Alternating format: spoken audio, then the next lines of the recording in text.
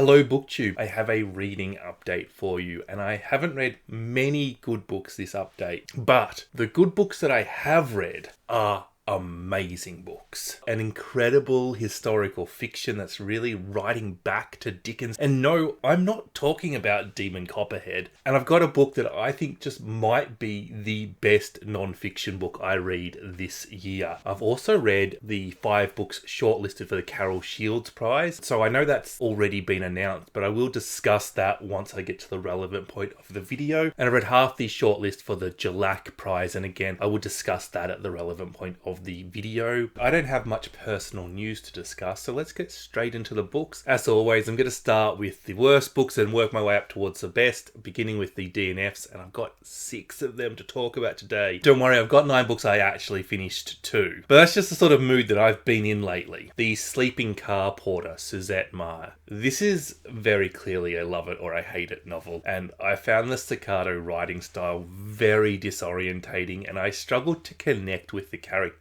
or even learn who they were. This book won the Gillac Prize, and it was shortlisted for the Carol Shields Prize. So do take my negative review with a large grain of salt. If this is on your radar, maybe read a small section of the book before you purchased it, because it is very much either going to work for you or it's not. What we fed the Manticore. You know how I said in the intro that I read the Carol Shields shortlist? That was a lie. I DNF'd 3 of the 5 books on the Carol Shields shortlist. Me and the judges, we don't like the same writing style. This is a collection of short stories. With all collections of short stories, I give you the first short story. If I don't like it, it's too bad. You don't get a second one. That's it. You got to impress me straight off the bat. This one was weird, pretty magical realism, and it was forgettable. Now, I have received the feedback that my DNFing for short stories is a bit mean, and that the later stories in this collection are better. To that I say, then put your best story first. I don't get why short story collections have weak stories in it. Didn't you read the short stories? Cut them out if they're not good enough. Some stories are better than others. Why? Why is that a thing? Just don't put the bad ones in the collection. The Illuminated, Anindita Ghose. I've got far enough into this one before I DNF'd it to actually talk about it a little bit rather than to give you some vague impression. Sashi and Tara, 2 women, mother and daughter, with very different lives. Sashi's husband has just died, and she faces some pretty horrible attitude from the society around her, asking her when her son's going to move in and live with her. Tara, on the other hand, lives in another country. She studies Sanskrit and is fiercely independent. This is a look at fundamentalist religion in India, and I want to say it's feminist, but really I kind of want to say that it's anti-misogynistic instead of feminist. This has got the skeleton of a good book, but I just couldn't get into this. The characters were just inaccessible to me. There was no intrigue to them, there was no mystery or emotion, and I just didn't connect. There is this real art with writing literary fiction. You don't want to over-explain something, but then you don't want to leave stuff too vague. You've got to get it right in the middle. And I think this book explained a little bit too much. I went to see my father, Suk Shin. If you want to go completely plotless, you have to go heavy on the characters. You have to go heavy on the emotion. Big fails for this one. This is the second novel translated by Anton, which I potentially thought was down to bad translation and not bad writing in the original language. Translation plays such an important role in things like character development and storytelling. And the same problem I had with the last Anton novel I read, they were just magnified in this one. I'm putting this one down to the translator, and I think 2 chances, that's it. Finally, I have 2 Aussie books that just didn't grab my attention early enough. Both these books, I found that the characters were just indistinct early. They all sort of blended and felt the same with my DNFs. What I think of a book early on, it's not necessarily true. It's just an early impression, and I am good with getting 1 or 2 wrong because I'm going to get most of them correct. And neither book sort of gave me that feeling that it was going to be complex in their discussion of racism, homophobia, or sexism. Time for the books that I actually finished. I want to remind you that I do actually enjoy reading, and that at some point in this recent reads video I will stop whining about books, I promise. I've got some fantastic books to finish with. I swear I do. The Human Origins of Beatrice Porter and Other Essential Ghost Stories, Sonaya Palmer. This is the story of two sisters who are Trinidadian American. Zora, who is a writer named after Zora Neale Hurston, and Sasha, she's not a writer, she's not named after a writer. And their relationship, which was previously very close, but as they grow up is starting to drift apart. This is something I think is underexplored in Sibling Dynamics, this drifting apart, although I do think that memoir on the Women's Prize list discussed that a bit. I think this idea of how you don't put any effort into a relationship because you live with them and it just sort of happens, and then you go from living separately and you have to redefine that relationship, and then you sort of stop talking without ever falling out, is really weird. Back to the book. Sasha discovers chest binding, and part of this novel is an exploration of their gender and sexuality. Zora and Sasha's father is cheating on their mother. Their mother is ill. This is the start of my problem with this book, because those two scenarios play out in different timelines. Their father is just your regular cheating douchebag. He's not the cheating on my wife while she's dying of cancer douchebag. And what we're seeing with this sister relationship, I don't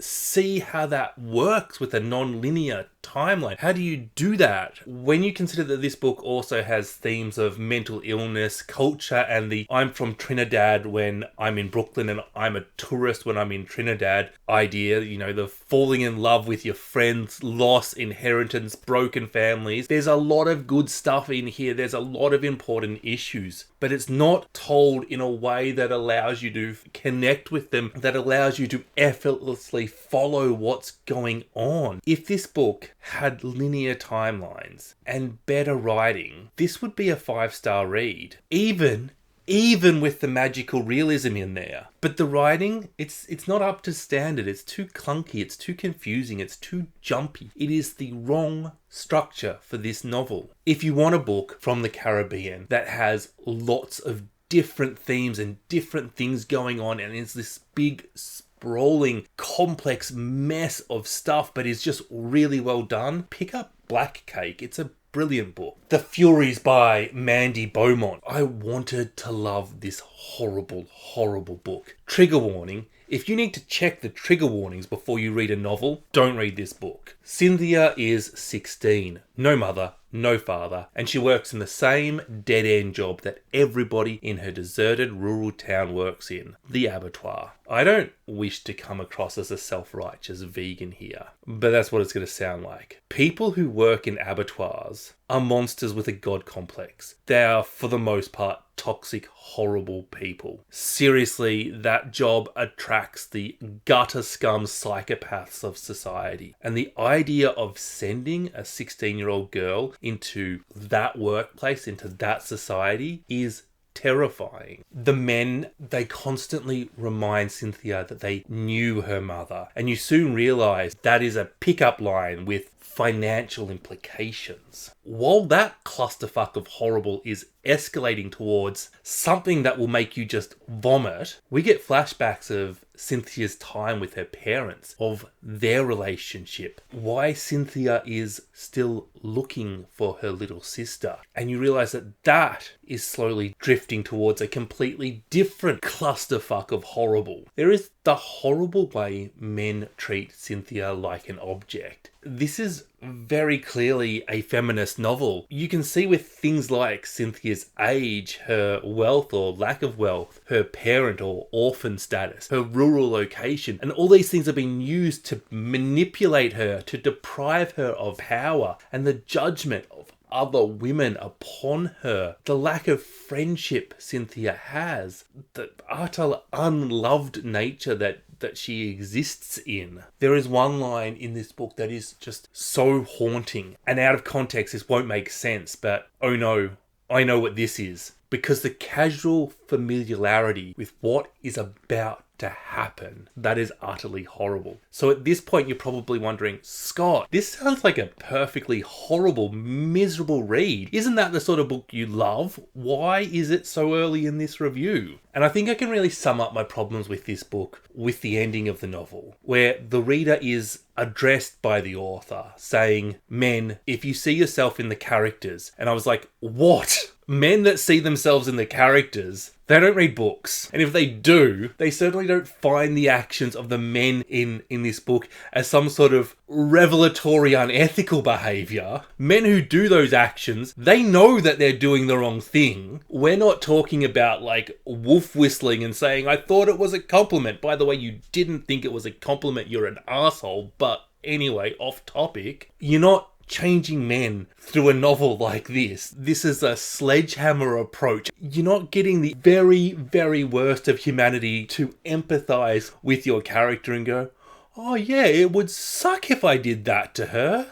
That's not going to happen. If you want to shock men, include some statistics. Let me know how frequent that crime is. Let me know how common those things are. Let me know how easy it is for the men who say nothing to prevent those things. I think this just shows a disconnect between the writer and the intended audience. This is a book to make you sad. This is a book to make people feel seen and to make people understand. But those people are not the perpetrators of this crime. And I do think that Mandy Beaumont is an incredibly talented writer. I will read her second novel because this is so close. It's just not quite worked. We measure the earth with our bodies. A novel in 3 countries, Tibet, Nepal and Canada, about the Tibetan people and the challenges they face to have an identity in a post-China has invaded sense. We have 2 sisters, Taniki and Lamo, and they exit Tibet for Nepal. And then we have a later timeline where we follow Dolma, Lamo's daughter, in Canada. A lot of this story is from Dolma's perspective. It's about Dolma as she becomes aware of the trauma her family has gone through. And I think that makes the 2 timeline things really work because you sort of follow this narrative almost as a linear narrative with flashbacks rather than having 2 timelines. It also works to highlight the theme of sacrifice for the next person, of what parents give to their children, this community sense of trying to work together so that somebody can get ahead. From refugees to studying Tibet at a university in Canada in just a generation is really quite impressive. I love the discussion around how Dolma couldn't go to Tibet, how she was banned from her homeland, how she could never enter it, but also around the responsibility to challenge China's occupation, how academics should not be silent, how by being silent they are siding with China, they are validating their narrative on what's going on. But at the same time as making that point, it's this theme is doing double time because you're feeling so sad for Dolma's sense of identity, for her lack of being able to connect with her homeland. And then I also really appreciated how the discussion around identity and homeland involved a very slight and a very slow blurring of the Tibetan identity into the Nepalese, the Indian, the Canadian, the US identities. Even the scene where somebody asks Dolma, are you from Burma? I love what that symbolizes. But this is a good book in need of editing. There is just too much. I really want a density to the ideas, to the events, the character developments and the emotions of this book. Quite specifically, the plot in this book around the statue, which is the main plot, seemed unrequired. There is a lot to praise about this novel. Some people will really love it, but for me, it's disappointingly close to a fantastic novel, but it's just not there. Elsewhere, this is the last one of the Carol Shields shortlisted novels I will discuss in this review. I did read the other 2 novels prior to this video, so once I finish talking about this, I will talk about the Carol Shields Prize. Elsewhere is a weird novel. I'm not sure what was going on. If you want everything explained to you at the end of your novels, don't read this one. I have so many questions And among them is, was there anything supernatural in this book? There are some solid themes. It did make me think. I was curious. I wanted to know what would happen. It actually did all the little things that I like in a book. I just don't get it. And that doesn't mean it was a bad experience. Vera has grown up in an isolated town in the mountains, and it gives you this real small religious cult vibes. This town, it has an almost curse, but it's never called that. Some mothers vanish, they just disappear. We start with Vera, who is mourning the loss of her mother who disappeared, when a beautiful stranger comes to visit. Vera knows where she's come from. She's come from elsewhere. The next part of that novel, Vera goes from being an adolescent to being an adult and a mother herself. And she's starting to question, will she disappear? Will she be a mother to her daughter? The only outsider who comes to town is Mr. Phillips, a merchant who has grown rich delivering the services to the town that the people can't provide themselves. I do find this novel a little bit hard to review because it's a mystery and I don't want to spoil anything. But also, it's an unsolved mystery, which I find obscures the point of the book and leaves me pondering, what was the author actually saying? Why does this book exist? What was it doing? And I can't say it doesn't provoke thought. However, I am frustratingly asking for a few more breadcrumbs. I can definitely see themes of feminism and racism, of outsider mentality, and how society treats people who don't fit in with them, and how we're actually all the same, of power and sexuality as currency, of a woman's social clout being linked to her age. It does feel like an exploration or even a criticism of a very conservative way of life, and a way of life that is actually a microcosm for the world that we live in. But one thing that I just didn't get, I would love to hear theories if you have read this, people. What did the blood drinking during sex mean? Now, obviously it's a cultural difference, but I feel like that's quite an extreme way of demonstrating cultural differences. Like, couldn't you just say that they all wore blue ribbons in their hair or something? So I started to wonder, maybe it says something about the blending of families. Maybe it's symbolic of a connection. Maybe it is the nourishment we get from love. I was also wondering, maybe they're just vampires. So I intended to predict the Carol Shields Prize, but I'm late filming this video and I didn't get my dates right. And essentially, the winner's already been announced. So in summary, I DNF'd 3 of the 5 books shortlisted. The judges, they just clearly liked a different writing style to me. A bombastic staccato style that I just didn't get along with. And I think that that's best demonstrated by which book ended up winning. If it were up to me, I probably would have given it to Brown Girl, although I could have definitely been talked into Elsewhere if that was what my fellow judges were thinking. I read Brown Girls about 12 months ago. It's just a lovely depiction of what it's like to be a brown girl in New York City. It demonstrates both the differences and the commonality between different brown people, between Latinx, Asian, African, Indigenous, and mixed race women. I quite like the idea of this prize. It does seem to be a slightly more literary version of the Woman's Prize,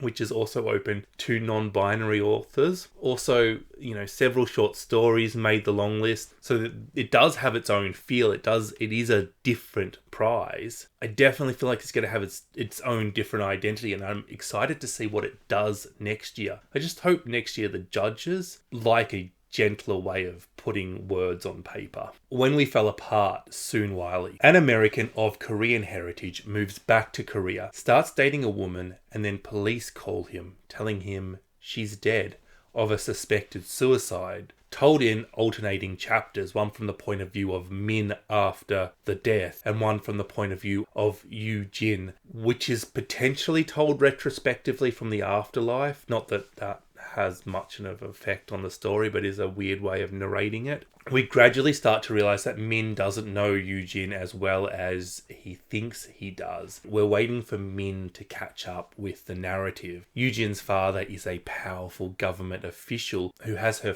followed. Her 2 roommates have different stories. All this leads to us unpacking sexism and all of the other isms in Korean society. It's a real critique of the socially conservative and oppressive patriarchy of Korea. And I quite liked all of this, but it loses points for the sex it includes for no reason. I just don't know what it added to the story. It wasn't voyeuristic, but it just had that man writing women feel to it, where even when you think they're doing a decent job, suddenly there's no strings attached sex without foreshadowing consequences or even an emotional connection. Min doesn't fit in when he's in America, and he doesn't fit in when he is Korea. He is too white or too Asian, depending on where he is. I love the LGBT rep in this novel too. It really balances things out nicely. I enjoyed the depiction of Korean society and the differences it has to American society. But my favourite bit was Min, who was essentially employed as a Korean firm to help educate Koreans on what is considered normal behaviour by the States and some sort of cultural learning capacity. And the line, "Remember, Americans are very fussy eaters. They won't eat anything if the head is still attached." I really hope that that was an example from real life. Despite my grievances about the random sex, this is actually a pretty good book. The Coming, Daniel Black. Daniel Black is an author who more of you just need to read. If he releases a new book, I will just read it. The Coming is about a group of Africans who are captured by slavers and taken to the New World. It's really quite simple. It's short. It's emotional, and it delivers exactly what you're expecting. It follows the African people. It doesn't follow the white people. It is a backlist novel by Daniel Black, and you can see how Black has evolved as a writer from this point into being a much better writer now. But at the same time, I don't have any criticism for this novel. It is delivering exactly what you expect. It doesn't have the magical, shiny sparkle of it. There's no MSG, but it's just a good book. You know exactly what you're getting into, and it does it. This is the bit that you've sat through all the whinging for. These are 3 incredible books. And notice, I still haven't mentioned the Gillac Prize. Takeaway. So now I'm mentioning the Gillac Prize. Shortlisted for this year's Gillac Prize. This is a memoir about a girl who grows up in the south of Wales, whose parents are from Hong Kong and who was raised in a Chinese takeaway shop. I've got to say that this didn't particularly interest me when I heard that that's what it was about. But then I saw Heather review it, and following from Heather, I saw a number of other people just agree that it was excellent. And it is. This is a book littered with recipes. And I want to say, I loved being a vegan, the inclusivity of the recipes. I love how she says very early on in this book that the Chinese you get from the takeaway shop isn't real Chinese. It's just a blending of foods that got popular where you live and became associated with Chinese food. There are so many mentions to chips being put in the fryer or whatever. And living in Australia, that's not something we get from our Chinese restaurants. That's not the cultural differences I expected to realize from this memoir. I find this really fascinating, how one culture represents another culture to its people in its cooking. I just find this so interesting. If anybody ever has a stopover in Guangzhou, I recommend going to the cafe and ordering a vegetarian pizza. They do a vegetarian pizza that includes peas, corns, carrots, apples, and bananas. Does anybody think that Gemma's going crazy right now? Back to the book. This is a fascinating look at somebody's life. I get such a vivid picture of her character, the racism, the culture, finding your identity. And this is all standard stuff that I enjoy learning about, and it's just well done. But as somebody who ran a small business for over a decade, I do feel a little bit seen. We had to deal with customers being unreasonable, and it was just great. It was nice to know that some customers are shits in Wales as well. My only real criticism was this, is that because Angela worked with her parents, all she was saying was that the customers were shits. And however unreasonable customers are, in my experience, suppliers are 50 to 100 times worse. They are utter. Yeah, I really can't say those words. I really enjoyed learning about Hong Kong culture, but through the eyes of, this is such a curious thing, this second generation immigrants that associate more strongly with the country they live in. So associate more strongly with Wales, but still associate with their parents' country, still associate with that culture, and going back there. I don't feel like I've reviewed this book well, and I don't really feel like I completely understand why this book is as high in my opinion as it is. It's just fabulous though. She taught me stuff. She understood things that I have been through. And I really feel like if she was sitting next to me, we could have a cocktail and have a really good time. Those three things, what else do you want from a memoir? The Secret Diary of Charles Ignatius Sancho. Paterson Joseph. I don't want to say that I read a book better than this book, so I'm gonna, cop out like the Pulitzer Prize and say it's a joint honor this week. Fortnight reading period, I don't know. Charles Ignatius Sancho was the first black person to vote in Britain. We know bits and pieces about his life, but not everything, and Paterson Joseph has used those bits and pieces and added a large helping of invention and storycraft to create a Victorian classic. Read it, you'll be as certain as I that he's time travelled back to the 1850s. It's got such a Dickensian feel to it, but it is so much better than Dickens. It has this complex, silky, lovely writing style, writing that is meant to be said aloud, to be orated. It is clear that he is a thespian. And while Dickens' writing can sometimes feel a bit, look at me, use quadruped in a sentence when donkey would have sufficed, Joseph doesn't feel overwrought. It doesn't feel unnecessary. It feels, as I said, theatrical, which is where this book started. Paterson Joseph is an English actor, and I came to know him from his time on the show Peep Show, which, by the way, Robert Webb, judging the book of this year, odds on him giving his co-star a little bit of a plug? I hope so. This is an amazing book, and it's a not so bookerish book either, so I'd love to see something like this upset the apple cart. So Joseph had heard of Sancho and he wanted to play him on stage, but the only issue was that there was no script, so he did what anybody would do in that situation and wrote a script. Nobody would do that? What on earth? Does it just turn out that actors can just write scripts? Is that just a thing that you have to graduate from acting school? And after he performed this script for a couple of years, he decided, I'll turn it into a novel. I mean, this guy just has that jammy feel of a guy who can do anything. I bet he could even beat me at chess. There are a few little things I really liked here. Sancho was fat, and Joseph included it. He didn't make it a big deal, pun not intended. That's terrible. He just included it. He just is fat. It's nice to see somebody fat represented and it not be the main thing of the book, the main issue, but also to not have that issue be shied away from. And there's also no way around this inconvenient truth. But Sancho owned a shop, and actually there's no way around this inconvenient truth today either. I guarantee you this comment will get me a lot of thumbs down, but it's true. Sugar,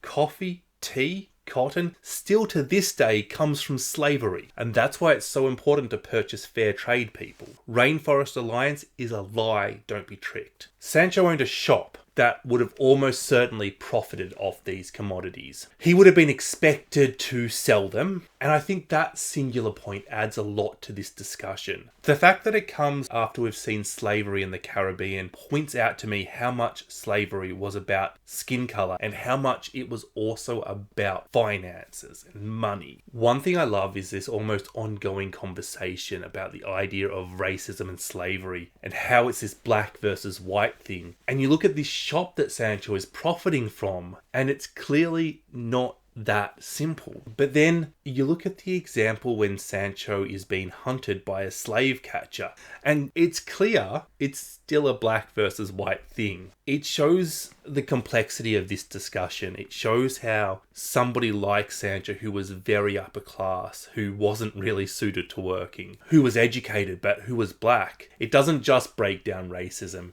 but it is an effortless understanding of the systems of oppression that encourage encourages those that are doing well to take advantage of the ongoing system and impress more people to strengthen the system of oppression. It's very clever and very well done. And all of this lovely, complex conversation about slavery that I'm saying that this book has is really in the background. Joseph writes you a letter at the beginning of this novel, and he says that he has taken all sorts of liberties with the truth. If there was ever a choice between what actually happened and what made a good book, he picked the entertaining option. That his primary goal was to write something that you would enjoy reading. It is plot first, it is character first, it is just an entertaining book first. All of these ideas about racism and slavery that are going on in the background, I want to go back to Dickens because he wasn't really the most literary of writers, and there is literary analysis that you can have, and he does have this point.